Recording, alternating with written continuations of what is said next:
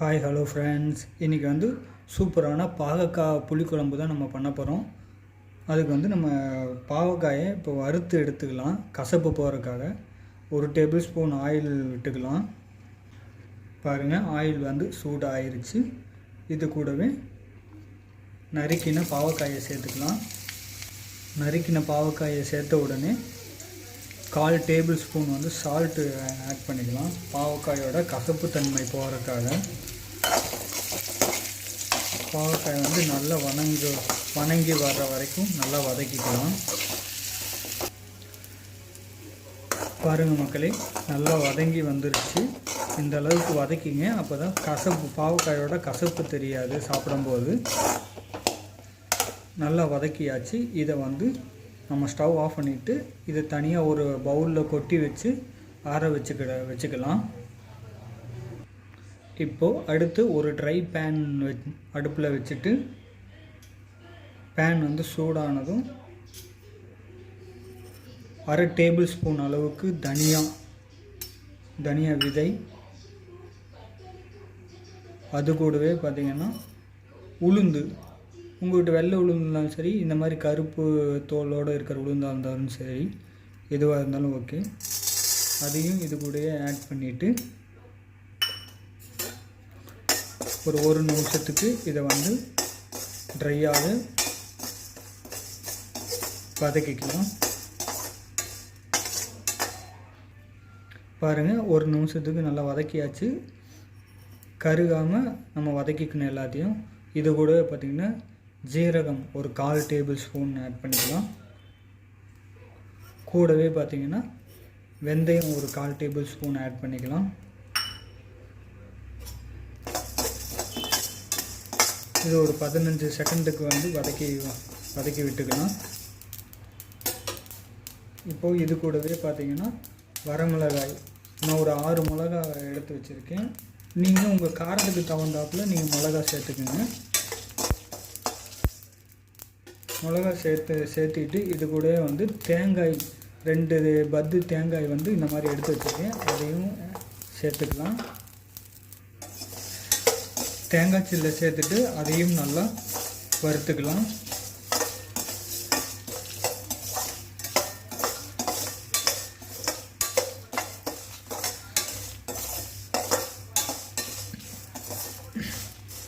எல்லாமே நன்கு வறுபட்டுருச்சு. இதை வந்து ஆற வச்சு ஒரு ஃபைன் பேஸ்ட்டாக அரைச்சி எடுத்துக்கிடலாம். இப்போது நம்ம குழம்பு வைக்க ஆரம்பிச்சிடலாம். கடாய் எண்ணெய் அடுப்பில் வச்சுக்கிட்டாச்சு. இது கூடவே தேவையான அளவு ஆயில் வந்து சேர்த்துக்கலாம். எண்ணெய் சூடானதும் ஒரு 1/4 டேபிள் ஸ்பூன் கடுகு வந்து சேர்த்துக்கலாம். பாருங்கள், கடுகு வந்து பொரிய ஆரம்பிச்சிருச்சு. இந்த டைமில் இது கூட 1/4 டேபிள் ஸ்பூன் வெந்தயம் சேர்த்துக்கலாம். வெந்தயமும் பொரிய ஆரம்பிச்சிருச்சு. இப்போது இந்த டைமில் உங்கள்கிட்ட தாளிப்பு வடகம் இருந்துச்சுன்னா வடகம் சேர்த்துக்கங்க. இல்லைனாலும் பிரச்சனை இல்லை, ஸ்கிப் பண்ணிக்கோங்க. இது கூடவே இடித்த பூண்டு வந்து நான் சேர்த்துக்கிறேன். இடித்த பூண்டு சேர்த்துக்கிட்டிங்கன்னா நல்ல ஒரு டேஸ்ட்டாக இருக்கும். பூண்டு சேர்த்து ஒரு 15 செகண்டுக்கு வதக்கிக்கலாம். பாருங்கள், வதக்கின உடனே வெங்காயம் வந்து ஒரு மீடியம் சைஸ் பெரிய வெங்காயம் சின்னதாக பொடியாக இந்த மாதிரி கட் பண்ணி வச்சுருக்கேன். அதையும் சேர்த்துக்கலாம். வெங்காயம் சேர்த்துட்டு நல்லா கிளறி விடுங்க. வெங்காயம் நல்லா பொன்னிறமாக செவந்து வர்ற வரைக்கும் நல்லா வதக்கிக்கலாம். பாருங்கள், வெங்காயம் வந்து பொன்னிறமாக நல்லா வதங்கி வெந்து வந்துருச்சு. இப்போ இந்த டைமில் ஒரு 20 கருவேப்பிலை வந்து சேர்த்துக்கலாம். கருவேப்பிலை சேர்த்து ஒரு பெரட்டி விட்டுட்டு அது கூடவே பார்த்திங்கன்னா நம்ம ஆல்ரெடி வதக்கி வச்ச பாவக்காயை வந்து சேர்த்துக்கலாம். ஏற்கனவே வதக்கி வச்ச பாவக்காயை இது கூடவே சேர்த்து ஒரு 1 நிமிஷத்துக்கு வதக்கிக்கலாம்.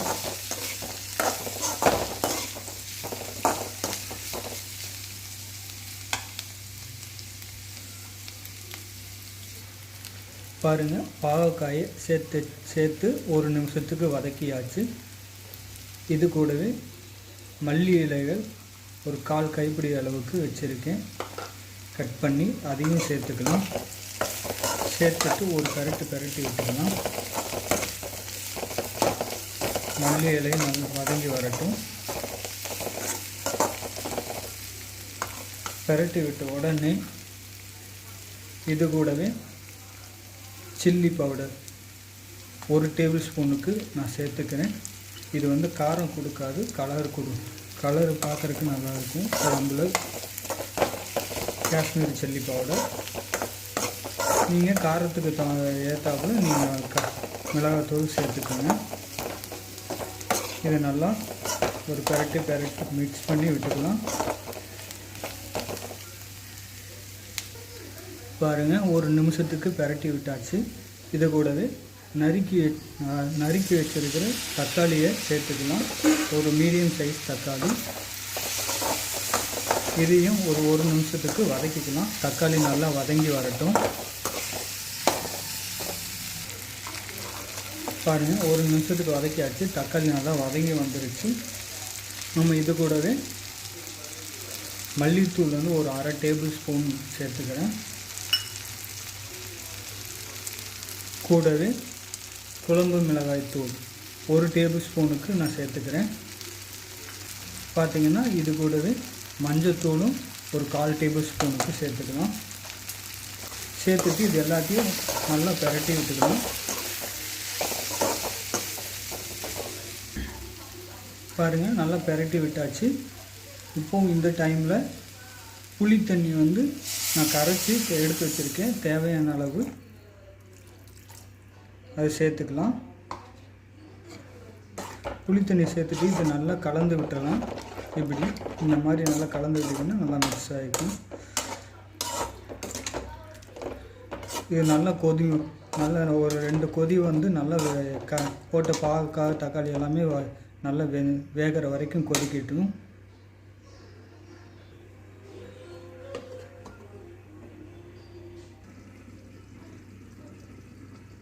பாருங்கள், நல்லா கொதிச்சு வந்துருச்சு. பாவக்காயும் நல்லா வெந்துருச்சு. நல்லா சாஃப்டாக வெந்து வந்துருச்சு பாவக்காயும். இப்போது இந்த டைமில் நம்ம மசாலா அரைச்சி வச்சிருக்கிற இந்த தேங்காய் விழுதை வந்து சேர்த்துக்கலாம்.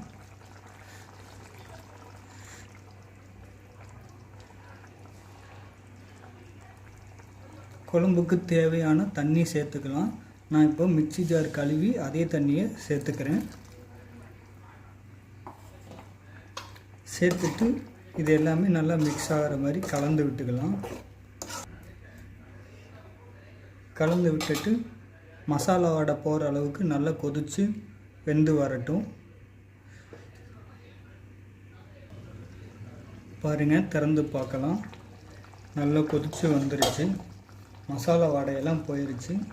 இந்த டைமில் நாம் மல்லி இலை வந்து கொஞ்சம் முழு வச்சுருக்கேன். இந்த மாதிரி மேலே தூவி விட்டு நல்லா கலந்து விட்டுடலாம்.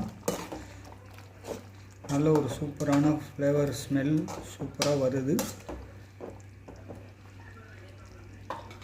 இது கூடவே பார்த்திங்கன்னா வெள்ளைக்கட்டி வந்து ஒரு 1/2 டேபிள் ஸ்பூனுக்கு எடுத்து வச்சுருக்கேன். அதையும் சேர்த்து மிக்ஸ் பண்ணி நல்லா கலந்து விட்டுக்கலாம். குழம்புக்கு தேவையான சால்ட்டு சேர்த்துக்கலாம். உங்களுக்கு தேவையான அளவு உப்பு சேர்த்து நல்லா கிளறி இந்த மாதிரி மிக்ஸ் பண்ணி விட்டுக்குங்க. சுவையான பாவக்காய் புளிக்குழம்பு ரெடி. மக்களை நீங்களும் இதே மாதிரி வீட்டில் சமைச்சு குடும்பத்தோடு சாப்பிட்டு என்ஜாய் பண்ணுங்கள். வீடியோ பிடிச்சிருந்ததுன்னா லைக் பண்ணுங்கள், ஷேர் பண்ணுங்கள், சேனலை சப்ஸ்கிரைப் பண்ணுங்கள் மக்களே. தேங்க்யூ.